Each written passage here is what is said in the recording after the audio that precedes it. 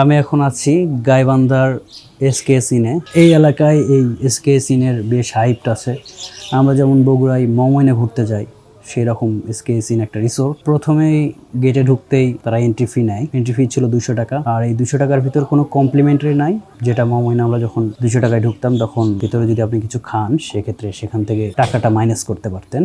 But এখানে সেই facility নাই। তো চলুন বাকি অংশটুকু ঘুরে দেখি যে এই 200 টাকা এন্ট্রি ফি দিয়ে এখানে ঘুরতে আসা কি অর্থিত নাকি। দেখা যাক। এসকেএস ইন মূলত গাইবান্ধা শহর থেকে খানিকটা দূরে রাধাকৃষ্ণপুর এলাকায় অবস্থিত।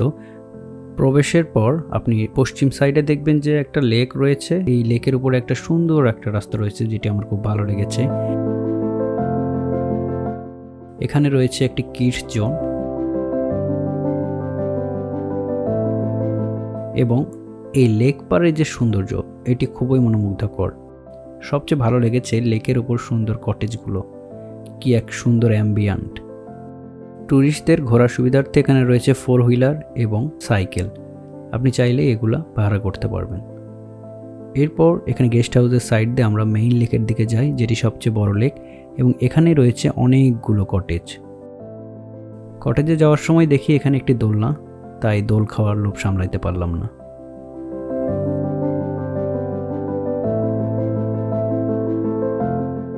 এরপরে এটি দেখছেন একটি মূলত ফেক ফোয়ারা। এটা আসলে সৌন্দর্য বর্ধনের জন্যই তৈরি করা হয়েছে। এর সামনে বসে আপনি ছবি তুলতে পারবেন। আর ফোয়ারার পাশেই রয়েছে একটি ঝুলন্ত ব্রিজ, যেটি সবচেয়ে মোস্ট ইন্টারেস্টিং পয়েন্ট। তো এই পয়েন্টে আপনি দাঁড়াইলে আপনি সুন্দর লেক ভিউটা পাবেন, কটেজগুলোও দেখতে পারবেন এবং সুন্দর সুন্দর ছবিও তুলতে পারবেন। এই লেকে দেখবেন অনেক মাছ রয়েছে। আপনি চাইলে এই লেকে মাছও ধরতে পারবেন। সেক্ষেত্রে আপনার নির্দিষ্ট একটি ফি দিতে হবে। যারা মূলত দূর দূরান্ত থেকে সেখানে ঘুরতে যায়, কয়েকদিন স্টে করে, তারা মূলত এই মাছ ধরাটা ট্রাই করে। আর এটা মূলত হচ্ছে একটা ঝুলন্ত সেতু। এটা একটা লেকের উপরে এই ঝুলন্ত সেতুটা করা হয়েছে।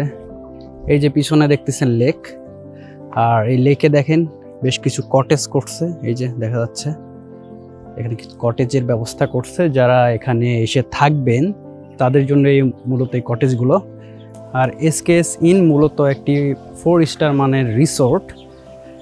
এখানে প্রাইস বাড়তি হবেই, এটা বলাই চলে। এখানে হচ্ছে একটা বোট রাইডের ব্যবস্থা আছে। এই যে এখানে আপনারা চাইলে বোট রাইড করতে পারবেন, এই প্যাডেল বোট। এখানে সাইকেলিং টাইপের বোর্ডের ব্যবস্থা আছে, 2 জন উঠতে পারবেন। আর এগুলো রাইডের জন্য আপনার এক্সট্রা টাকা পে করতে হবে তাদের কাউন্টারে, যে এক্সট্রা টাকা দিয়ে দেন বোট রাইড করতে হবে। আমরা এখন যাচ্ছি সুইমিং পুলে। আর সুইমিং পুলে প্রবেশের পূর্বে এখানে একটি গেস্ট হাউস রয়েছে। সুইমিং পুলটি আমার দেখা সবচেয়ে সুন্দর লেগেছে এই রিসোর্টের ভিতর। এটি খুবই ফটোজেনিক। এখানে আপনি চাইলেই ছবি তুলতে পারবেন, আর ছবি তুললে অনেক সুন্দর লাগবে, কারণ উপরে নীল আকাশ এবং সবুজ কালারের পানি এবং চারদিকের যে অ্যাম্বিয়েন্ট, এটা আসলে খুবই ফটোজেনিক একটা লুকস দেবে আপনাকে। আমি যতটুকু জানি সন্ধ্যায় এই সুইমিং পুলে লাইটিং থাকে, যেটা দেখতে অনেক সুন্দর লাগে। আর সুইমিং পুলের পাশেই একটি ক্যাফে রয়েছে। আপনি চাইলে এখানে বন্ধুদের সাথে আড্ডা দিতে পারবেন অথবা প্রিয়জনের সাথে বসে গল্প করতে পারবেন এবং চাইলে ক্যাফে থেকে কিছু খাইতে পারবেন। এটা আপনাকে সন্ধ্যার পরে অন্যরকম এক এক্সপিরিয়েন্স দেবে।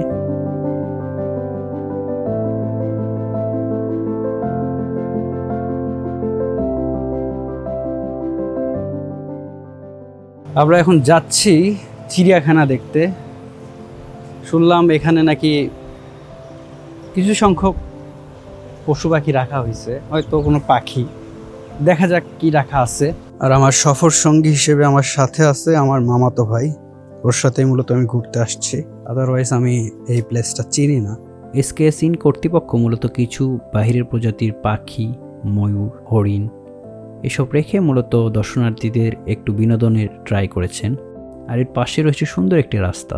এই রাস্তা দিয়ে আপনি হেঁটে গেলে বেশ ভালো লাগবে। এই দুটি কটেজের মাঝখানে রয়েছে একটি দোলনা, যেখানে বসলে অনেক সুন্দর একটি ভিউ দেখা যায়।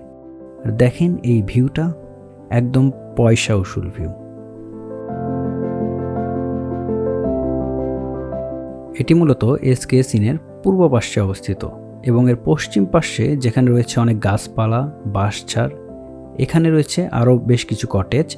আপনি চুজ করতে পারবেন যে আপনি কি লেক পাড়ে থাকবেন নাকি ফ্রন্টে পশ্চিম সাইডে। এটি মূলত ফ্রন্টের দিকে অবস্থিত। এখানে গাছপালা রয়েছে, সুন্দর একটা রাস্তা রয়েছে।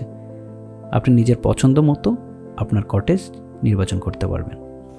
আর এই রাস্তাটা বেশ ভালো লাগতেছে, যখন আপনারা ট্যুরে আসবেন, এখানে থাকবেন, পরিবেশটা আর একটু ভালো লাগবে এখানে থাকলে।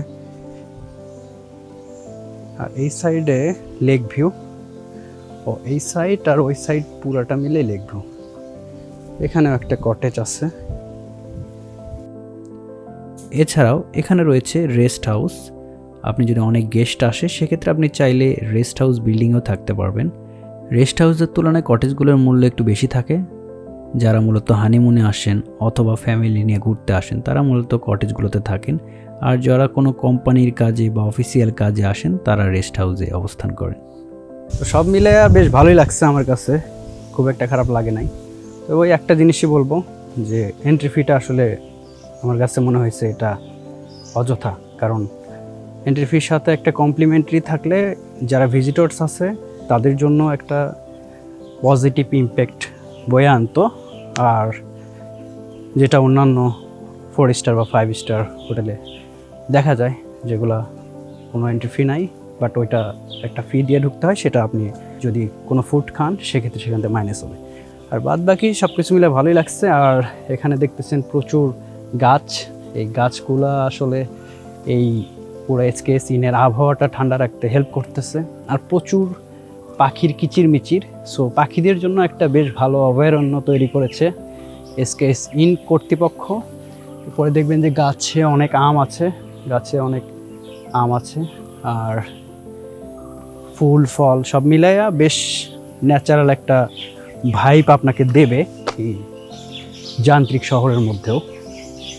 সব মিলে আপনার যদি ইচ্ছা হয় যে শহরের মধ্যে কোথাও ঘুরতে যাবেন ফ্যামিলি নিয়ে, আর যদি প্রাকৃতিক পরিবেশের মধ্যে নিজেকে একটু রিফ্রেশমেন্টের ব্যবস্থা করতে চান, সেক্ষেত্রে এসকেএস ইনটা হতে পারে আপনার জন্য একটা পারফেক্ট প্লেস। আর যাই হোক, ওই যে একটা বিষয় বললাম যে এন্ট্রি ফিটা তারা মাইনাস করতে পারতো।